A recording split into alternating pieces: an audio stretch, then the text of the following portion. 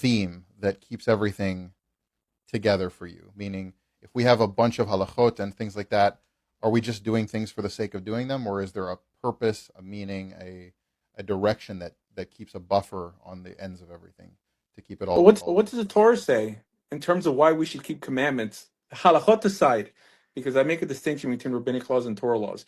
It seems that the culmination of us living by this moral standard is seeing our children grow old, having rain in its proper season, and ultimately peace.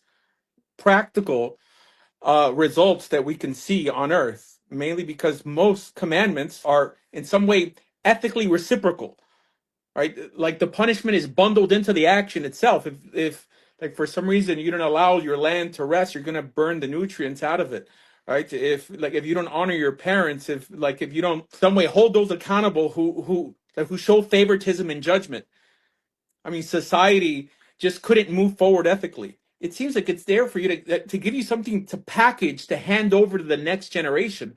But it seems that God only really presents himself in the Torah in two ways, and that's just and righteous. And then he laid down the law. He says, I'm fair, and essentially by emulating me, things could improve in your life.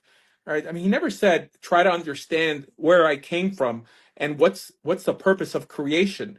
Right? It seems that people nowadays are way too preoccupied with the afterlife, if there is one, than the here and now.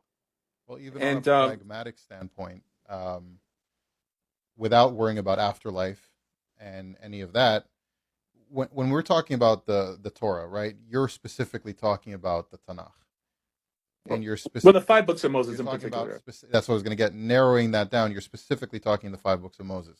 So you don't really care so much what the prophets are saying. You don't care what the book of Job is saying, right? Eov. You're Mhm. not so concerned with that. Well, I don't view Nevi'im or Ketuvim as the Word of God. I believe that they're there to bring you back to the Word of God. They're there to amplify the Word of God, which is essentially what the Torah says the Word of God is, which is the revelation that came through Moses.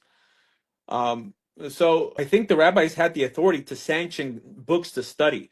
But the idea that every generation, because of some poetry, symbolism, or hyperbole in the prophets, is going to think every generation that they're living in the last generation, I think hurts us more than it helps us. So yeah, no, the only true word of God is the Torah.